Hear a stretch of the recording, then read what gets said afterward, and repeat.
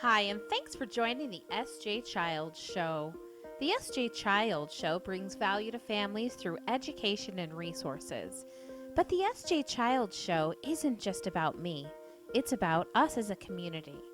Join me as we help educate and support our community, help bring kindness and love and inclusion to all. Thank you so much for taking the time to listen and watch. I really appreciate all the support from all of the viewers and listeners, and I just want to let you know I want you to join me on this journey. Come and follow my social media, and let's do this together. Enjoy the show.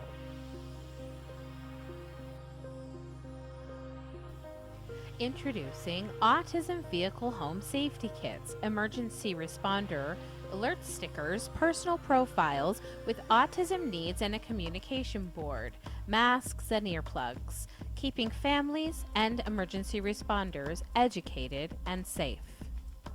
Get yours today at sjchilds.org. Helping autism families impact their child's developmental milestones through home relocation, community resources, and home designs. For every 3 homes Natalie Castro sells, she funds and designs a sensory room for a community center servicing individuals with autism. She volunteers to coach law enforcement, first responders, and ER nurses how to have a positive experience for individuals on the autism spectrum.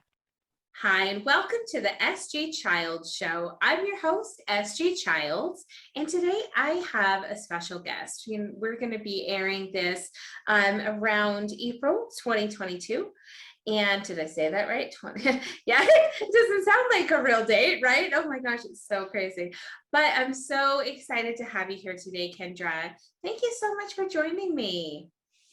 Hi, I am so excited to be here, and thank you for giving me this opportunity to talk about something that I'm so passionate about, is autism and how we can, as neurotypicals, relate better to those with autism and other neurodiversities as well. Some of that difficulty is what catalyzed me writing my first book and continuing to write additional, and also pursue my master's of psychology, and understanding my son and my husband better was a big part of all of that. Isn't it incredible when you have that aha moment, especially I feel like with my husband, when I could take the experiences I knew of him as a child and the things that he went through and supersede it, put it over of the life of my own child. Oh my gosh, my eyes just opened, and it was like this, wait a second. Like, okay, turn to husband, how would you have wanted things to be done then? Like, let's go there. Let's do that. Right. Yeah. And so is your husband officially diagnosed with autism? Yeah. So that's really great, because we've only chatted once in the support group before, but yeah, to know that. And my daughter, so I have 3, my oldest hasn't been officially diagnosed, but we were in therapy for like 12, 13 years, and nobody could ever diagnose her. They never diagnosed her with, anxiety, depression, anything. She was always on the fence of everything. And so for me, I'm like, oh, okay, I get it now. And that. Yeah, and I think that she really does too. I think that it's just, kind of her timing whenever she feels necessary or ready, if she wants to take that step to go. But I think that overall it would really help the whole 20-something identity of it all. So yeah, absolutely. My husband was only diagnosed a few months ago. Oh, okay. Mine was about 5 years ago, so it's been about 5 years into play, and so yeah, I love that. Yeah. It's so interesting to have it, to watch them realize in watching them watch their children. Yeah. After our son was diagnosed, I kept going, honey, no, really, honey. check. Look, it's you. Oh, isn't that true? So, yeah, and so it took him about 5 or 6 years to go, oh, maybe you're right. I know. Yeah. And you know what? The same thing. I just sat my husband down and I was like, yeah, I just finished, the ADOS test for the 5th time. And I was noticing some similarities between this one. And I also read your psychological eval from when you were 9. And like, what? How did they miss these things? Isn't it incredible to see the progress and the acceptance and overall just embrace of what autism is and what it truly looks like, and not just the severe whatever you saw on TV or heard about in a book when you were in 5th grade or something. Like it's interesting how we're trying to spread so much awareness, yet it seems never ending almost, doesn't it? And I think I know that the TV shows that are out now, like The Good Doctor and Atypical and Big Bang Theory and Young Sheldon, they're walking a really fine line, I think. Yeah. And in some respects, I think that they're portraying some aspects of some people with autism really yes, well. Exactly. And in other areas, I think that they're over dramatizing it. And with The Good Doctor, how they portray the character as visualizing what's going on inside of the body. And it's these really dramatic pop out images that he seems to trace and things like that. And so I asked my son and my husband, I said, is this what happens to you when you're visualizing something? And my husband said, no, that's ridiculous. It doesn't jump out. So, no. I mean, does it run through your brain like that? Are you visualizing the computer systems that you're networking and things like that? And he went, oh, well, of course I am. Yeah. Isn't that funny? My son went, no, I see words. Yeah. Oh, okay. Interesting. Isn't that so interesting? And it was so cool that they could both like verbalize that and understand that too about themselves and how they're processing the world. Yes, definitely. Definitely. We were just watching, my husband and I were just watching videos just a couple days ago about aphantasia. And I didn't know that's when you can't visualize something. You see words, or you see, instead of like picture an apple in your head with, what color of an apple would you see, or what kind of an apple would you visualize?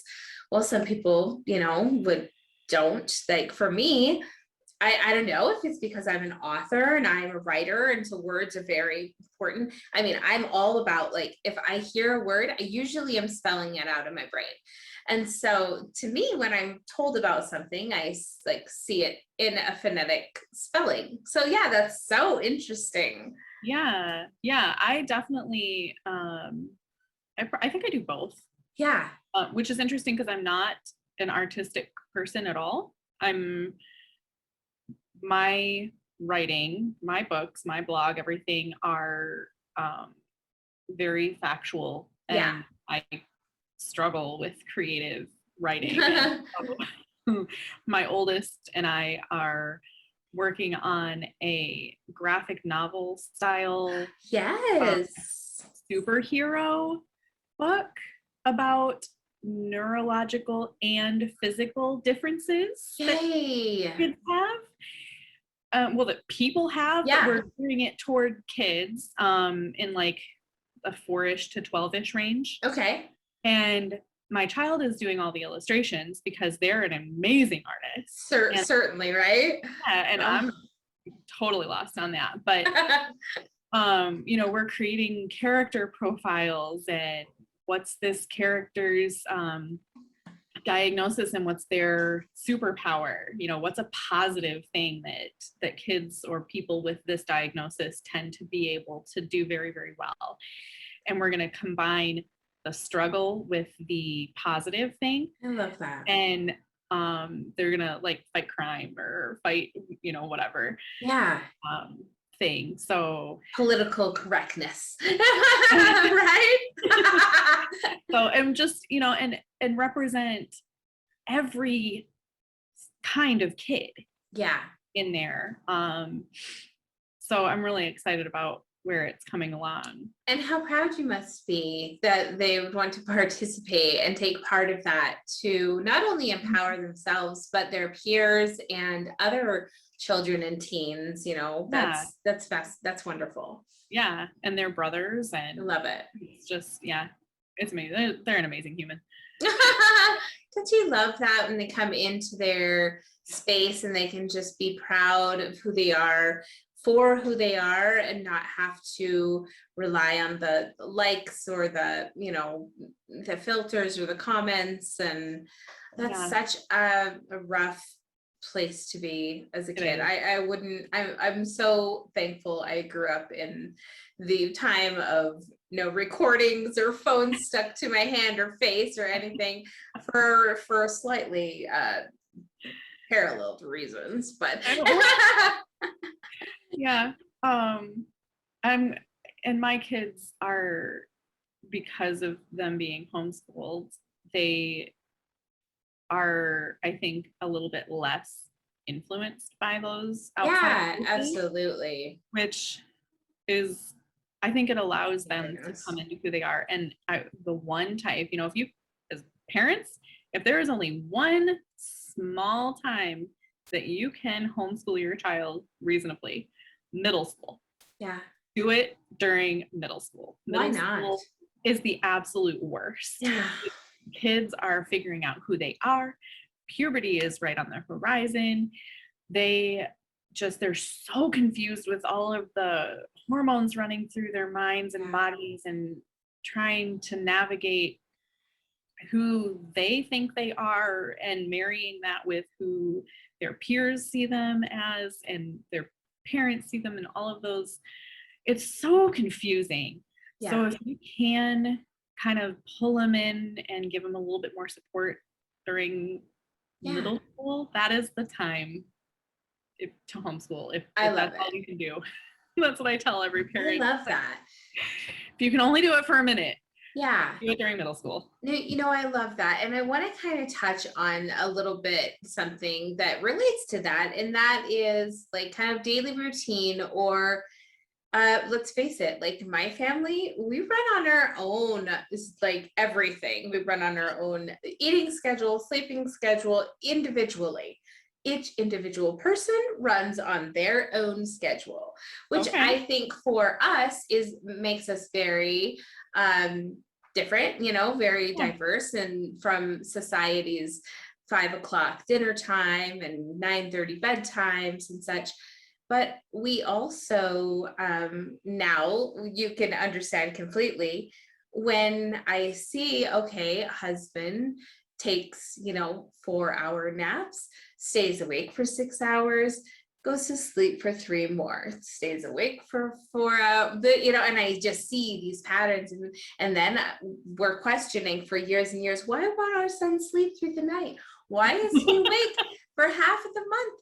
Why is he asleep for half of the month? Like during different times of the night. And now I'm like, aha, I see where this is coming from. Yeah. And instead of fighting it, because we don't have places to go, because we don't have to get up and be at school at 8 a.m., we have the flexibility to run off our own biological settings, which I think is beautiful. And we were watching something like Alone, where they're like in Alaska or Canada by themselves. Okay. And the one person said something about the fact that, society runs on the rules of man, and obviously nature runs off like chaos and nature, like in its own ways. Mm-hmm. And I think that we relate more to nature than we do to society. And that's just, the way that we do things here. And that's wonderful that you guys are able to do all of that. And you know, we do have to adhere to a more traditional sleep wake schedule and all of that kind of thing. Well, because you have to care for other family and things like that I don't have to take care of those things. So yeah. But I agree. And we do that. We go there 3 days a week, and then the days that we're off from there, we go and volunteer at a therapeutic horseback riding facility. Oh, I love that. Just 10 minutes away. And so that again is earlier in the morning. So still we're kind of going to bed a little earlier and getting up earlier than, you know, almost like a typical would be. But within our days, we aren't, you know, we feed the horses and love on them for a couple hours in the morning. And then we come home, and Tuesdays and Thursdays are just kind of free days. Isn't that nice?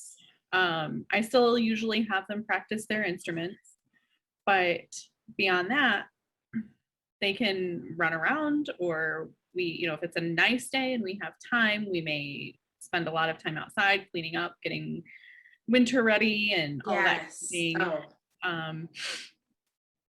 And then on the days that we're at the at my sister's and brother-in-law, we still kind of follow our own thing. We do, when the kids do snack, so I have the 2 10-year-olds have ADHD. Okay. And so if I want them to be more calm and focused, they need something else to do. So when we sit down for morning snack is when I do read aloud and science and social studies. Yeah. Because they're there, they're occupied with something. Exactly. And so their brains can actually pay attention to what's going on. And then we take breaks and do some math, and then they take a break, and then they do their reading and they take a break, and they do their writing and they take a break, and they do their practice and they take a break. So nice. So, yeah. It's just these little snippets of time. You know, I only need them to sit for 20 minutes. Maybe. Exactly. And if it's instrument practice, it's 30 minutes. But again, they're doing so many things all at the same time. They're reading music, they're playing their instrument, they're paying attention to a metronome.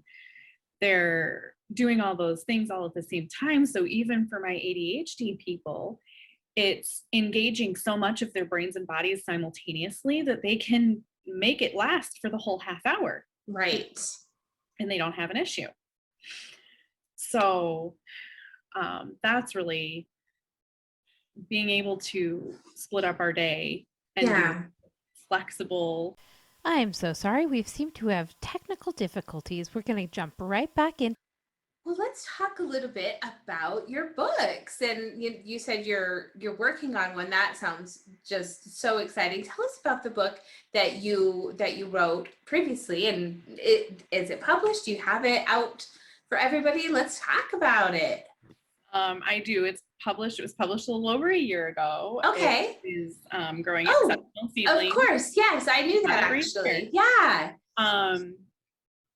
And it's, it's not huge. And one of the things I loved about it, one of my friends had this wonderful idea to, at the end of each chapter, put an empty page for parent notes. Nice. Because how often are we reading a book that's like so much information and we have to like scramble to find some place to write it down, and ridiculously busy. So, obviously the hardcover and the paperback have that feature.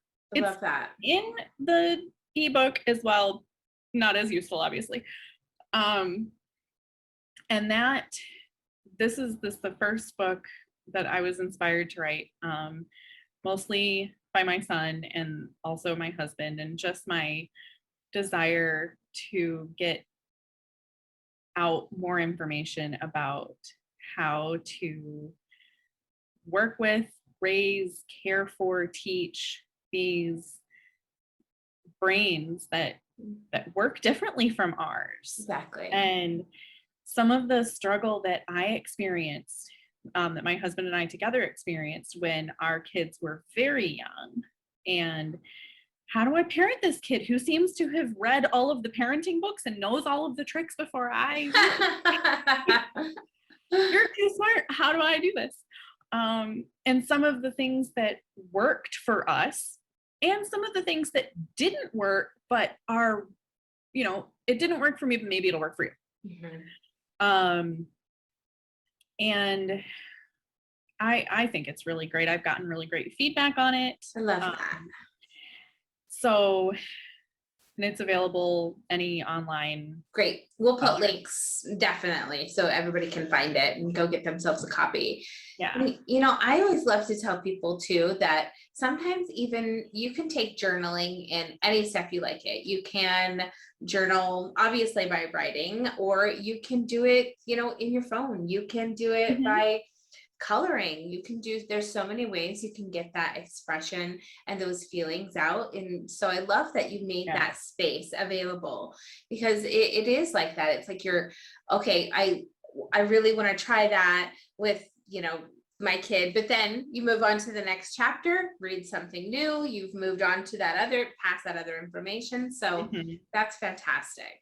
Yeah, I tried to keep the chapters relatively short as well, because again, for the same kind of a reason, like, you know, we're so busy and we want to be able to get these just little bites and things like that. So as a parent, I wanted to provide something that was easy to access. And the spaces at the end for notes, doodles, whatever, you know, the whole thing is, I love that you said giving space, because it just made me think of creating space for our people. And so much of the time, I think that our practices, our research lead us to wanting to manage them. But I think they really don't need that. What they need is space to be themselves. And for us to understand that and create it and help them create it for themselves.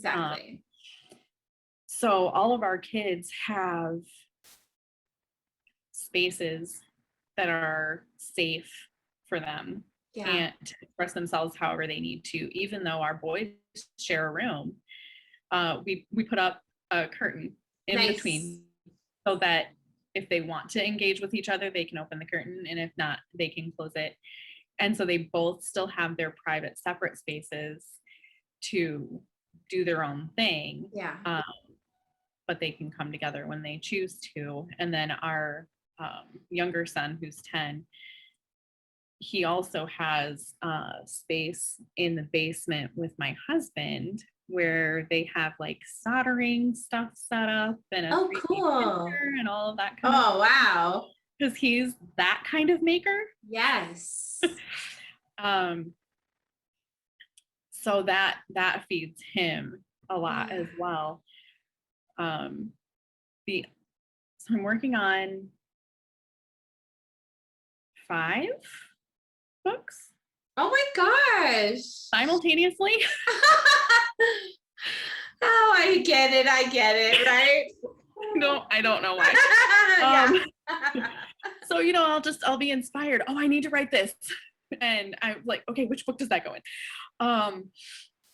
So one is, you know, in addition to wanting to address and support parents of neurodivergent kids, I also have a passion for just educating everybody about all the different kinds of people we see every day. And how, you know, because sometimes we're so afraid of what we don't understand. But if we can understand it, then there's no reason to be scared. So that's one of the other books I'm writing. It includes things like invisible chronic pain disorders and epilepsy and dyslexia and then visible things too, like people with wheelchairs or kids in wheelchairs or leg braces and walking assistive devices, and people who dress or look differently from us for whatever reason, veils and burqas and things like that. I love that. And also the LGBTQ plus community as well. And, you know, we just don't understand so much. Yeah, agreed. So Agreed. that's one that I'm working on. One of our quotes for the SJ child is a little bit of knowledge turns fear into understanding. And it's exactly, it is exactly what they need. And that's all that kids need. They don't need the, you know, a 12 course thing on it. They just need a little bit of knowledge. They just need to have the light shine on it. And they're like, okay, I can work with that. I can deal with that. They're not they're not out there like looking for things to be judgmental about.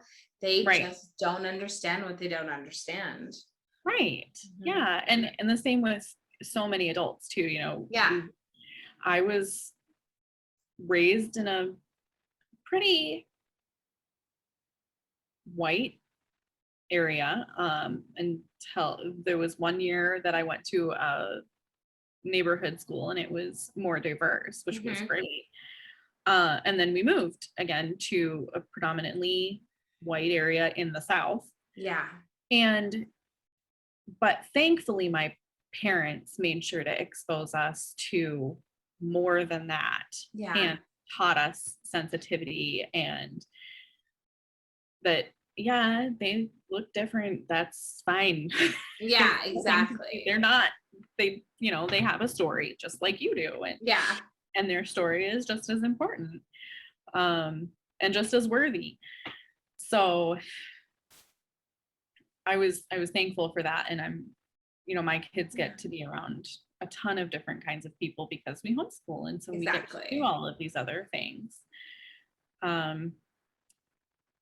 One of the other ones I'm working on is my 10-year-old, in addition to his ADHD and executive function difficulties and sensory processing disorder, also has severe food allergies. Oh goodness.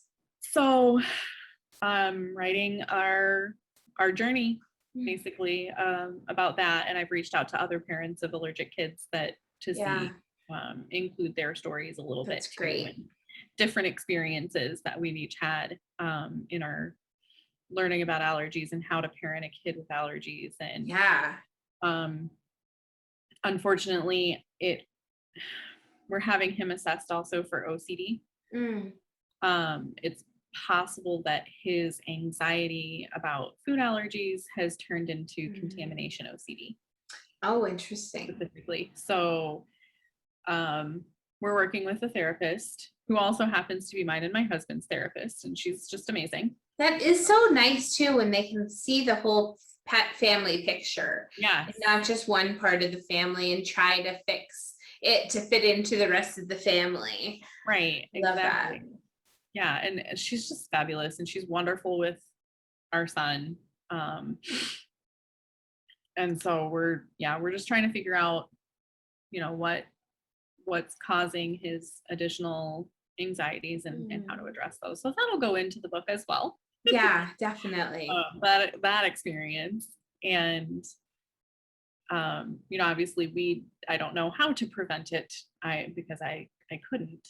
And I don't know if it is preventable. It may just be a layer that some kids fall into and others don't. And the other two books are kind of opposites of each other. And, you know, there are so many early parenting books out there. You know, I don't remember what to expect when you're expecting or whatever. In your first year and the second year and things like that. And they're just kind of like little snippets of different things to do. But when you have your actual baby and you look back at some of those things and it says, some babies do this and some babies do that and some babies do this, and you still kind of look at it and go, but mine's kind of doing that, but this, Yeah. you know? So is this still normal? And their working titles for these are Dear New Mom or Dad, whatever, mom and dad. That's totally normal, or that's really not normal. Yeah. Something like that. Something else to look at, right? Yeah. Oh, And addressing it in a so good. playful, fun, connecting Yeah. way that's like, this is so, you know what? Your kid rolled over at 3 weeks old. That's not normal, I promise. It's okay. Nothing's wrong. It's just not normal. Yeah. Your kid crawled at 5 months. Mine too. No, you can't tie bricks to his ankles. Yeah. Yeah. How is he crawling out of a crib? He's only 8 months old, right? Tiptoe, how to place it. It's like, what? Right. Oh, And my how to, like, you know, I have navigate. this kid that's literally running away from me, but doesn't understand that those cars are going to hurt them because their brain can't Yes. process that information because Oh, they're not it's even a year old yet. Exactly. You know, and how do I keep my child safe in that situation? Or, you know, my kid appears to be counting and they're only 1, but they Yeah. can't talk yet. So what's going on? Exactly. No, I remember going to the pediatrician saying just that. Like, he's reading, he's 1-year-old, and he was like, yeah, I should be making these sounds, should be, sorry, you know, and I was like, what? Like, how could you say that, right? Yeah. Oh, And funny. weird language development. Yeah. So my son with autism, Will is what we call him in all public scenarios like this. He was not completely nonverbal, but difficult to understand, and not as verbal as typical kids would be. Yeah. Until he was about 4. And he read and spoke intelligibly, like right at the same time. Yeah. And we're going, could you read already? Yeah, right. But we just didn't know it. Yeah. Or like, what happened here? But his speech development, my bachelor's degree is in elementary education. I worked in a preschool. I've worked in photography studios. I've been babysitting since I was 9. I have been around developing like kids Yeah. for a long time. So when my son was saying the ends of words only, Yeah. I'd never heard that before. Right. It was the weirdest thing. And to this day, I still haven't heard it again. I've never heard a kid develop language like this. I call it the puzzle. I mean, I felt like I was always the puzzle master. And our son would say things like, oh, what was something he said that we never could figure out for years? We couldn't figure out. Don't use the steel. He would say, he would get really, really upset and say, don't use the steel. Don't use the steel. We never, ever, ever figured out. Well, I mean, until like years later. And it was something like a broomstick that was in between 2 windows so that the windows wouldn't open. You know, it would keep the windows shut. And nope, don't move that. Don't move that. So keep the window shut. And for some reason, he got it. That is what he recalled for being that moment, being upset about not being able to open the window or whatnot.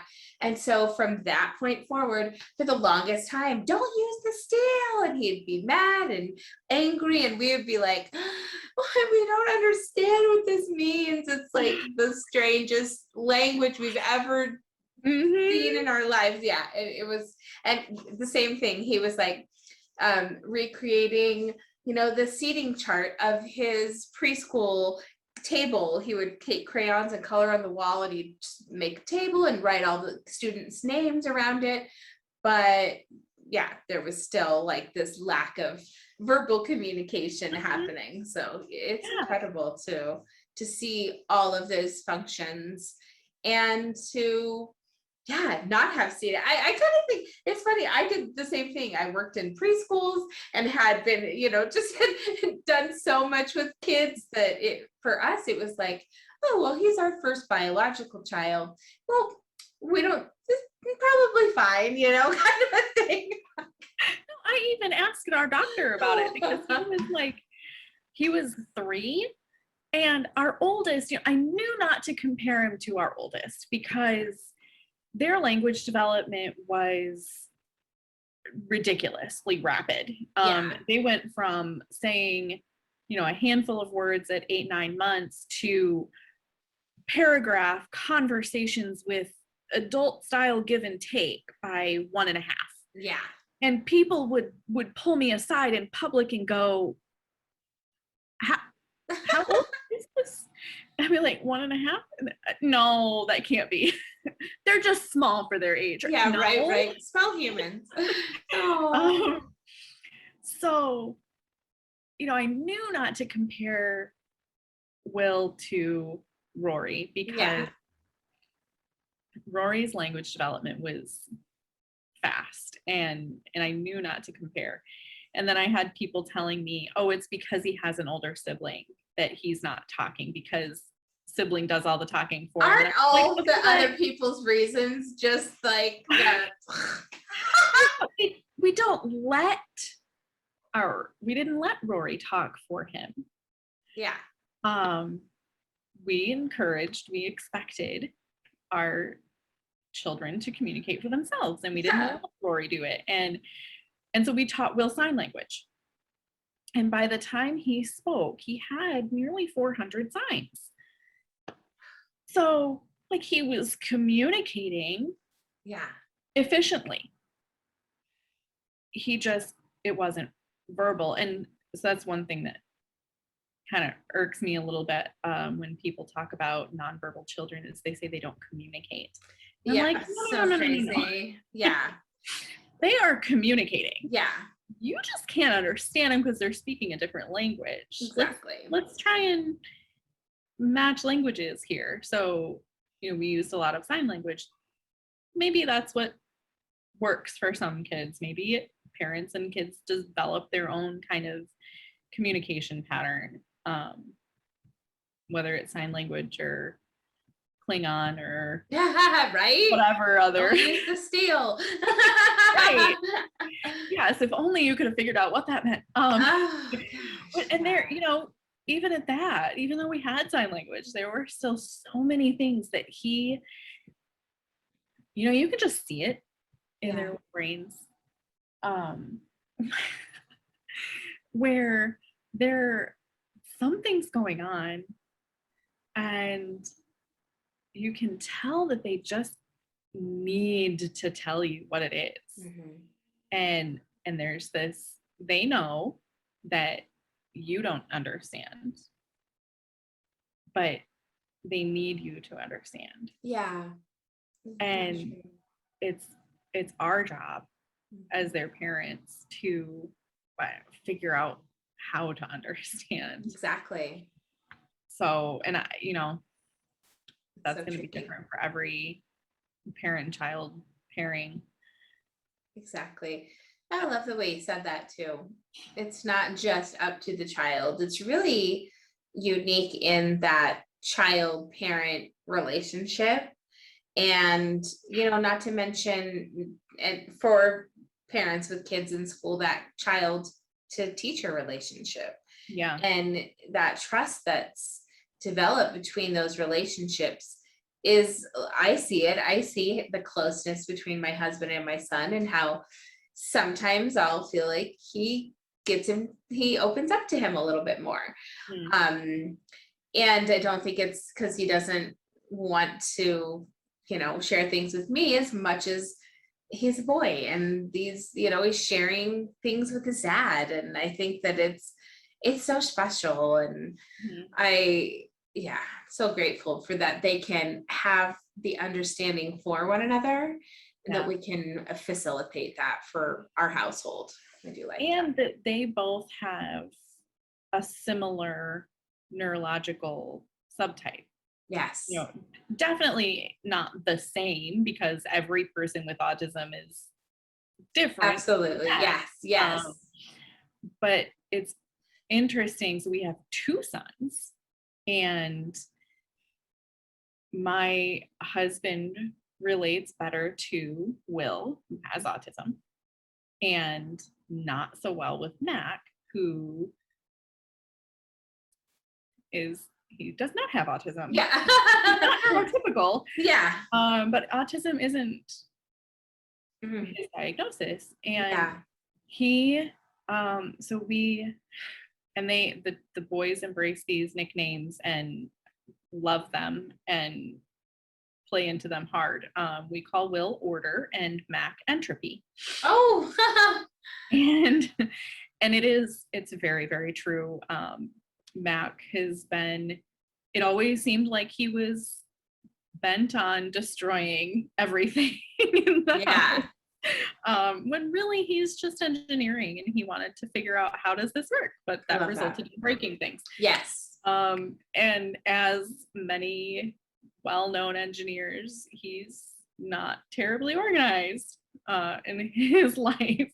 So that is a sticking point between Mac and Will, and also between Mac and my husband. And me, I'm definitely a very organized type A personality. Otherwise, there'd be no way I could do all of the things I do. Exactly.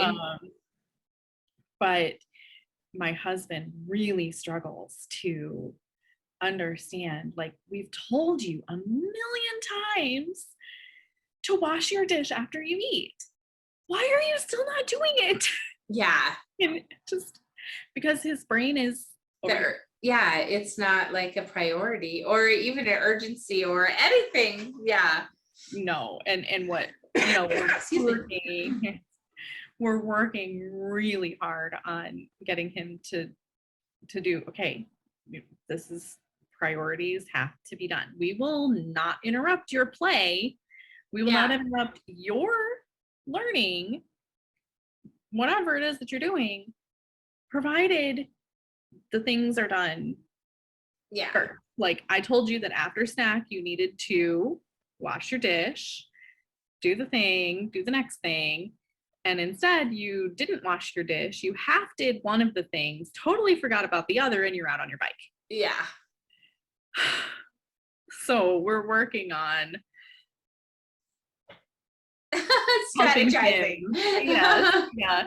And helping him remember, okay, you were given 3 tasks. Yeah. What were they?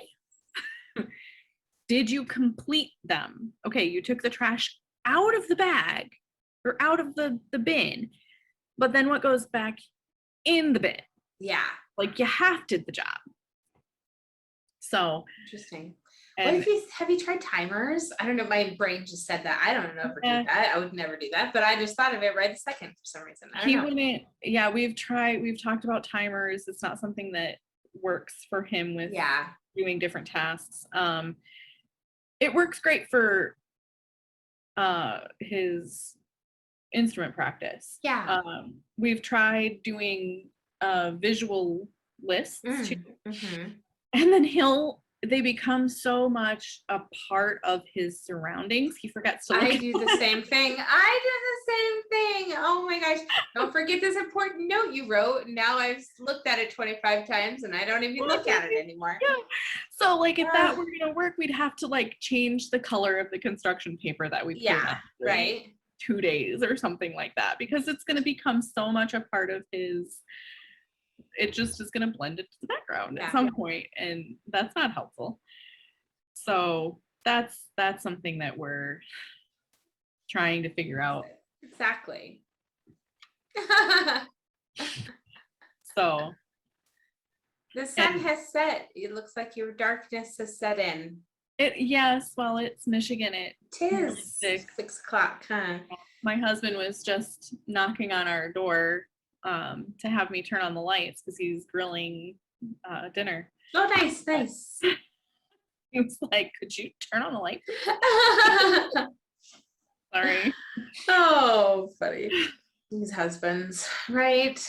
Well, I'm so glad we got to get together today, and make sure that you send me all the links to everything so that I can have them all ready for everything. But this has been so much fun, and we should definitely do it again.